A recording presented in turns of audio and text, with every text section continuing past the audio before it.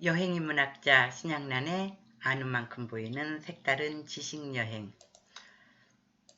오늘 저는 여러분들께 이런 질문을 하나 드리고 싶습니다.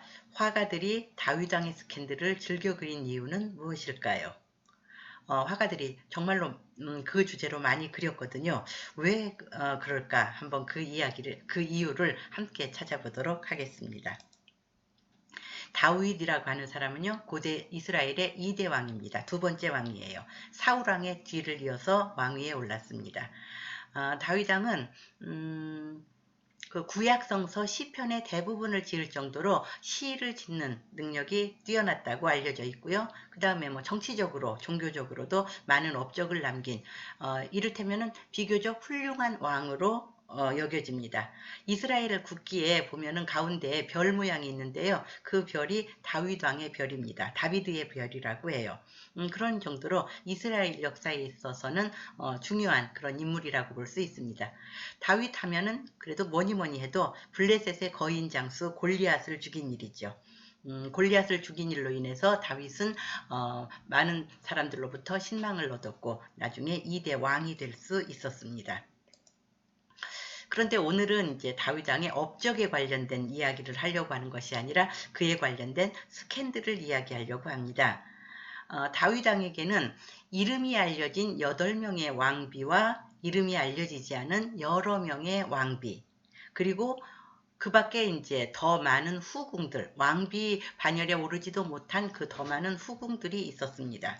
그런데 사실 그거는 그 당시 왕들에게는 뭐 관례적인 일이었기 때문에 그것을 스캔들이라고 말하지는 않습니다. 여기에서 말하는 스캔들은 불륜 스캔들입니다. 즉 자신의 여자로 취하면 안 되는 여자를 취했기 때문에 스캔들이라는 표현을 쓴 것이고, 사실 다윗 입장에서는 그 자신의 그 이름에 먹칠을 한 그런 사례라고 할 수도 있겠습니다. 누구냐면요, 밧세바라고 하는 여자입니다. 밧세바는 다윗 왕의 충직한 신하였던 우리아의 아내였습니다. 그 자신의 부하의 아내와 간통을 한 뒤에 그거를 남편에게 들키지 않기 위해서 남편을 죽음으로 몰았거든요. 사실은 다윗 왕은 사실 그 문제에 있어서만큼은 비열한 남자였습니다.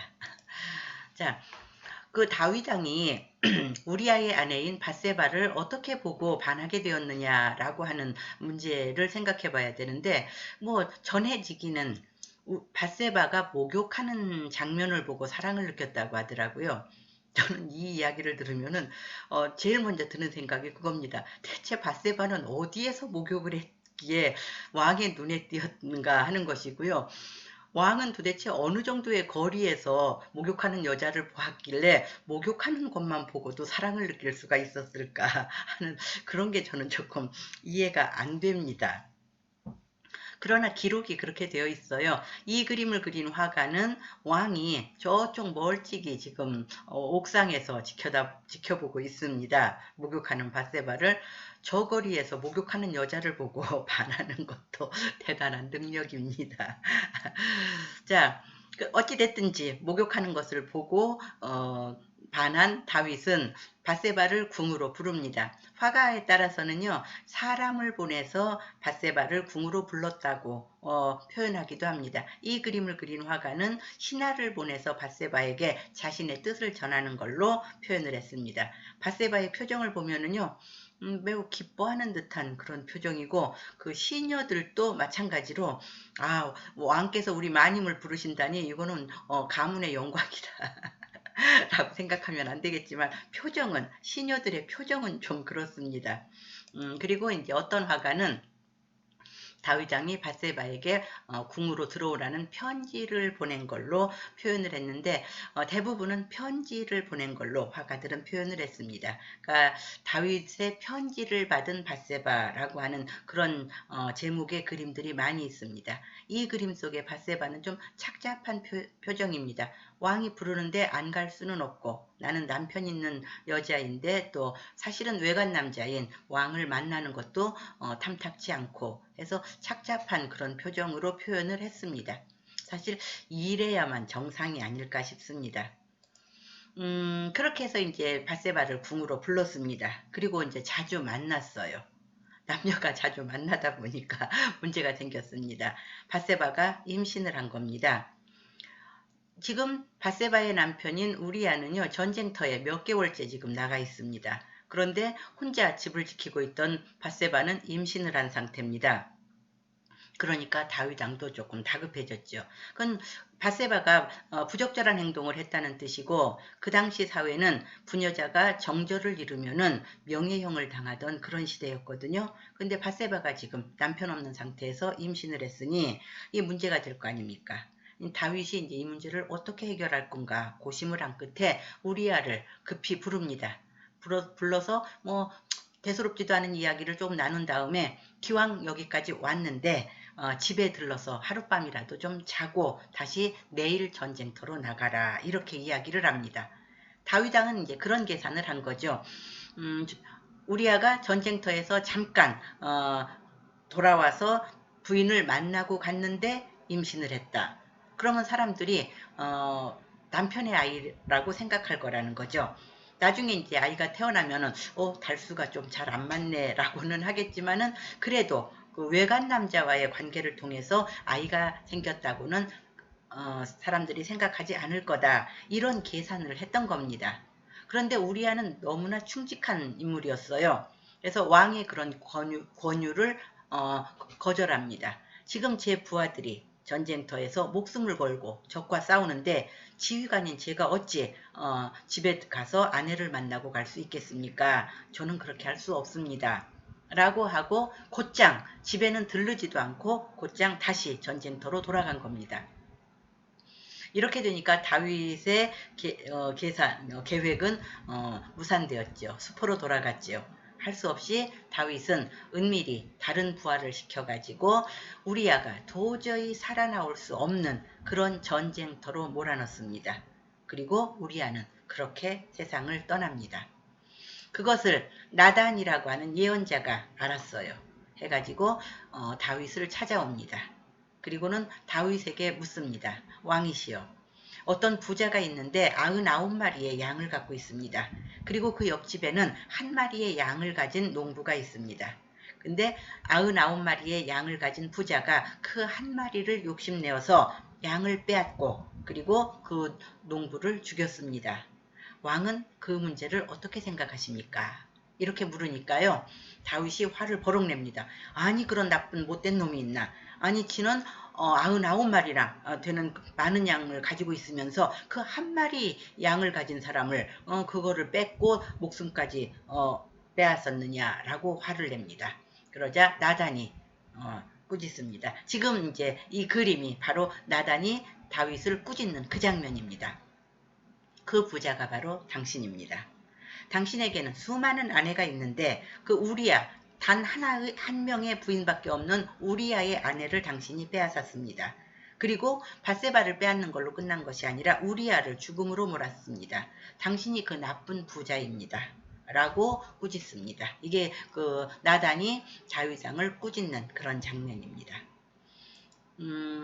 하느님도 그것이 옳지 않은 일이라고 생각하셨던지 그 밧세바가 낳는 첫 번째 아이, 그러니까 불륜의 소산이죠. 아직 정식으로 결혼하기 전에 남편이 있는 상태에서 가졌던 그 아이는 태어나자마자 죽었다고 합니다. 이 그림이 이제 태어난 아기가 죽고 밧세바가 슬퍼하고 다윗 왕이 위로하는 그런 장면이고요. 이 장면도 이제 태어난 아기가 죽고 왼쪽에 밧세바가 슬퍼하고 그제서야 오른쪽에 왕관을 벗어놓은 다윗 왕이 그 하느님 앞에 무릎 꿇고 용서를 비는 그런 장면입니다. 그제서야 이제 다윗 왕이 자신이 얼마나 신 앞에 용서받을 수 없는 나쁜 짓을 했는지를 깨닫습니다. 그래서 이제 절절히 참회의 기도를 올리고 난 다음에 하느님으로부터 용서를 받았다고 하고요. 그리고 나서 다음에 가진 아이가 밧세바와 다윗 왕의 사이에서 태어난 아이가 솔로몬입니다. 그러니까 지혜로운 왕의 대명사인 솔로몬은 다윗과 밧세바 사이에서 태어났습니다. 자, 그러면은요, 이제 오늘 생각해 볼 문제가 그겁니다.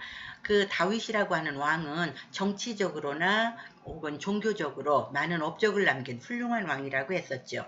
그런데 화가들은 그 다윗 왕의 그 왕으로서의 긍정적인 측면, 즉 업적을 많이 그리지는 않았습니다. 일부는 그렸지만은 그리 많지 않습니다. 오히려 밧세바와 관련된 그림이 쏟아져 나왔습니다. 그림 한번 보실까요? 지금부터는 이제 그림을 그냥 쭉 보여드리겠습니다. 15세기에도 이렇게 밧세바가 목욕하는 장면을 그렸습니다. 16세기 화가들도 이렇게 목욕하는 밧세바를 그렸습니다. 더 많은데 다 보여드릴 수가 없어서 세기별로 석 점씩, 서너 점씩만 제가 고른 겁니다. 17세기 화가들도요, 이렇게 그렸습니다. 공통점은 여자의 벗은 몸을 노골적으로 표현했다는 거죠. 18세기 그림도 마찬가지로 여성의 누드가 드러나고 있습니다. 19세기는 이제 좀 화가마다 좀 개성이 좀 드러나는 화풍을 보실 수 있을 겁니다. 이런 그림들이 19세기 그림이고요. 이 그림은 사실 밧세바의 목욕 장면을 그린 거라고는 하는데 화가의 뜻이 그 성서의 내용을 표현하는 거하고는 관심이 없고 누드 그리는 거에 관심이 있었구나 하는 생각을 하게 합니다. 다음에 이제 20세기 화가들도 마찬가지로 밧세바를 이렇게 많이 표현을 했습니다. 왜 이렇게 밧세바를 많이 표현했을까? 사실 밧세바 이야기를 하는 것은 다윗에게는 명예로운 얘기는 아닙니다. 왜냐하면은 어찌됐든지 나중에 하느님으로부터 용서를 받아서 솔로몬이라고 하는 그런 불세출에 그 뛰어난 아들을 낳았는지는 모르겠지만 자신의 부하의 아내와 간통하고 그 남편을 죽음으로 몰고 한 그런 행위가 명예롭지는 않지 않습니까? 사실은 비열한 불륜 아니었습니까? 그런데 밧세바를 이렇게 많이 그렸다는 것은 결국 다윗 왕에게는 명예롭지 못한 일이었을 텐데 왜 이렇게 많이 그렸을까 하는 것을 한번 생각해 보자는 것이었습니다.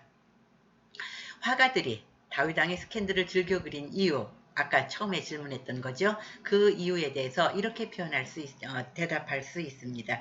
인체의 아름다움을 표현하고자 하는 욕구 때문에 그랬다. 즉 화가들은 신화 속에서 소재를 취해서 여성의 어떤 아름다운 몸을 표현하려고 했어요. 뭐 여신이 신들이 옷 입고 살았겠습니까? 그러니까는 벗은 몸을 그려도 신화 속 주인공들은 상관이 없다고 생각을 했죠. 비너스의 탄생 같은 경우가 그런 작품인데요. 그리고 이제 신화를 벗어나서도 또 표현하고 싶은데 벗은 몸을 그려도 상관없는 인물이 누가 있을까 생각을 한 겁니다. 생각을 해보니까 성서 속에서 목욕하다가 사달이 난 여인들이 있거든요. 그 대표적인 인물이 밧세바인 겁니다. 어쨌든 다윗 왕이 목욕하는 밧세바를 보고 반해서 부인으로 삼았다라고 했으니까요. 그래서 화가들이 아까 계속 앞에서 보았던 그 목욕하는 밧세바 그림을 그렇게 많이 그린 겁니다. 벗은 몸을 그려도 괜찮은 사람이니까요.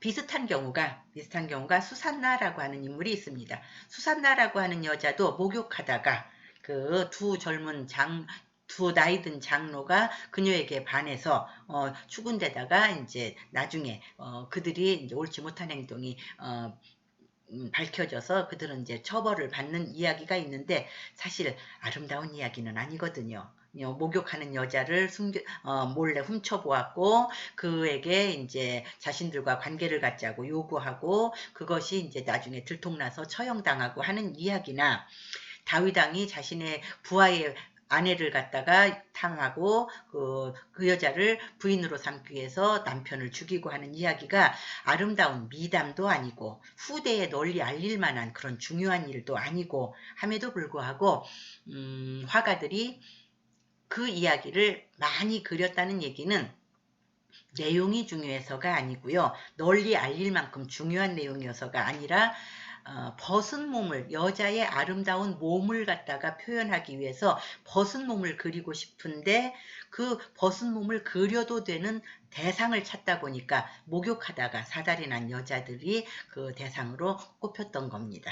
그래서 밧세바나 수산나나 화가들이 즐겨 그렸다 이렇게 볼 수가 있는 겁니다. 자, 오늘은 여기까지 하고 설명 마치도록 하겠습니다. 감사합니다.